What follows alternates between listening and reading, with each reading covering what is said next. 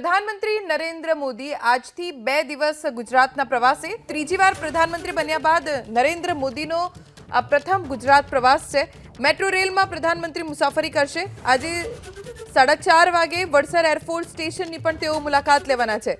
આવતીકાલે મહાત્મા મંદિરના કાર્યક્રમમાં હાજરી આપશે।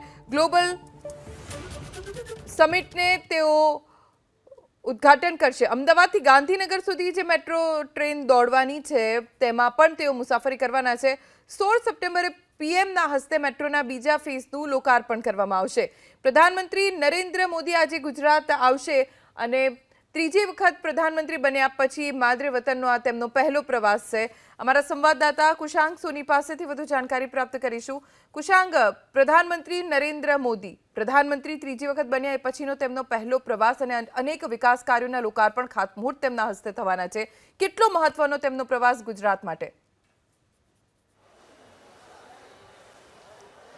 જો આપણે જ્યારે જ્યારે પણ તેમની પહેલી 2 ટર્મ હોય ત્યારે પણ જોયું છે કે જ્યારે જ્યારે પ્રધાનમંત્રી મોદી હોય કે કેન્દ્રીય ગૃહમંત્રી અમિત શાહ જ્યારે જ્યારે પણ ગુજરાતની મુલાકાતે આવ્યા હોય ત્યારે અલગ અલગ કાર્યોની વિકાસ કાર્યોની ભેટ છે તે તેમણે નાગરિકોને આપી છે। હાલ અમે જીએમડીસી ખાતે ઉપસ્થિત છીએ કે જ્યાં આગળ આવતીકાલે બપોરના સમયે જે સભા છે તે અહીં આગળ યોજાવાની છે। આ સભામાં લગભગ 10,800 કરોડના કાર્ય છે તે પ્રધાનમંત્રી નરેન્દ્ર મોદીના હસ્તે ખુલ્લા મૂકવામાં આવશે, ખાતમુહૂર્ત કરવામાં આવશે અને લોકાર્પણ કરવામાં આવશે। તેમાં 3 લોકસભા છે તેને આવરી લેવાશે, અમદાવાદ પૂર્વ, પશ્ચિમ અને ગાંધીનગર લોકસભા, એટલે 21 વિધાનસભા જે અમદાવાદની આસપાસની છે તેને આમાં આવરી લેવામાં આવશે અને અલગ અલગ કાર્યો છે તે પ્રધાનમંત્રીના હસ્તે ખુલ્લા મૂકવામાં આવશે। એક એક બાબતો તેમાં ધ્યાન રાખવામાં આવી છે। અમદાવાદ ભુજ વચ્ચે દોડનારી વંદે મેટ્રો ટ્રેન હોય કે પછી જુંડાલ ખાતે ઓડા દ્વારા બનાવવામાં આવેલા આવાસ હોય તેનું ખાતમુહૂર્ત કરશે પ્રધાનમંત્રી। કેટલાક લાભાર્થીઓ છે તેમને ચાવી પણ પ્રધાનમંત્રીના હસ્તે મળી શકે તે પ્રકારની તૈયારીઓ અત્યારે રાજ્ય સરકાર તરફથી પણ કરવામાં આવી રહી છે। 4 જેટલા ફ્લાયઓવર બ્રિજ છે જે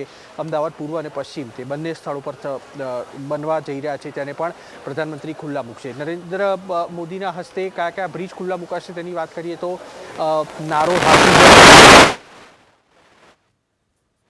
જે બ્રિજ ફ્લાયઓવર બ્રિજ છે તે ખુલ્લા મુકાવાના છે અને તેની કિંમત લગભગ 351 કરોડ જેટલી થવા પામે છે। આ સ્ટેજ અહીંયા આગળ આપ જોઈ રહ્યા છો જ્યાં આગળ એસપીજી અને અમદાવાદના ઉચ્ચ પોલીસ અધિકારીઓ તરફથી અત્યારે સમીક્ષા કરવામાં આવી રહી છે। અલગ અલગ એજન્સીઓ છે તેમને કામગીરી સોંપવામાં આવી છે। ગઈકાલે આપણે જોયું હતું કે રાજ્યના મુખ્યમંત્રી ભૂપેન્દ્રભાઈ પટેલ પોતે અહીંયા આગળ પહોંચ્યા હતા અને આખો કાર્યક્રમ કયા પ્રકારનો થવાનો છે તેને લઈને પણ તેમના તરફથી આ સમીક્ષા છે તે કરવામાં આવી હતી। સાંજે આજે બપોરે 3.5 કલાકથી આસપાસ અમદાવાદ એરપોર્ટ ખાતે પ્રધાનમંત્રી નરેન્દ્ર મોદીનું આગમન થશે, જ્યાંથી તેઓ સીધા હેલિપેડ મારફતે વડસર જવા માટે રવાના થશે અને તે બાદ તેમનો જે આજનો કાર્યક્રમ છે તે રાજભવન ખાતે તેઓ જવા રવાના થશે।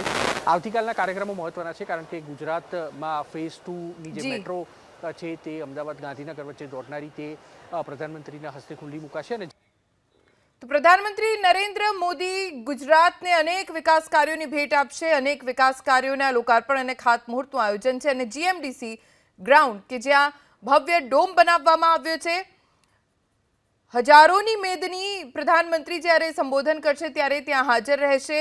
21 વિધાનસભાને સ્પર્શતા અલગ અલગ વિકાસ કાર્યોનું ખાતમુહૂર્ત અને લોકાર્પણ પ્રધાનમંત્રી નરેન્દ્ર મોદીના હસ્તે થવાનું છે।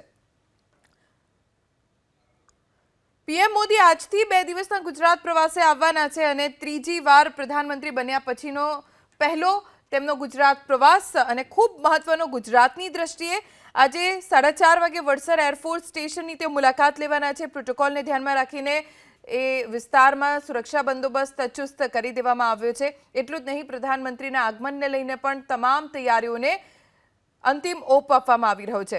આવતીકાલની વાત કરીએ જે ખૂબ મહત્વનો દિવસ ગુજરાત પ્રવાસને ધ્યાનમાં રાખતા મહાત્મા મંદિરના કાર્યક્રમમાં હાજરી આપવાના છે। ગ્લોબલ રીઇન્વેસ્ટ રિન્યુએબલ એનર્જી સમિટને પ્રધાનમંત્રી નરેન્દ્ર મોદી સંબોધન કરશે અને રિન્યુએબલ એનર્જીનું મહત્વ શું છે અને ભવિષ્યમાં કઈ કઈ તક તેમાં રહેલી છે તેનો ઉલ્લેખ પ્રધાનમંત્રી કરી શકે છે। તેને આ બિઝનેસને લગતા લોકો પણ દેશ વિદેશમાંથી સમિટમાં હાજરી આપશે અને તેમની સાથે મુખ્યમંત્રી ભૂપેન્દ્ર પટેલ પણ ઉપસ્થિત રહેશે। આવતીકાલે બપોરે 1:30 વાગે લોકાર્પણ કરી મેટ્રો રેલની પણ તેઓ સફર કરવાના છે। એપીએમસીથી લઈને ગાંધીનગર સુધી આ મેટ્રો ટ્રેન દોડશે, જેમાં સબ રૂટ પણ છે જે ગિફ્ટ સિટી સુધી પણ પહોંચશે। પ્રધાનમંત્રી નરેન્દ્ર મોદી આવતીકાલે બપોરે 1:30 વાગે લોકાર્પણ કરવાના છે મેટ્રો રેલનું. તેઓ સફર પણ કરશે. કુલ અંદાજે 22.5 કિલોમીટરનો રૂટ છે, જેમાંથી લગભગ 20 કિલોમીટરના રૂટનું કામકાજ પૂર્ણ થઈ ગયું છે, જેનું લોકાર્પણ પ્રધાનમંત્રી નરેન્દ્ર મોદીના હસ્તે થશે.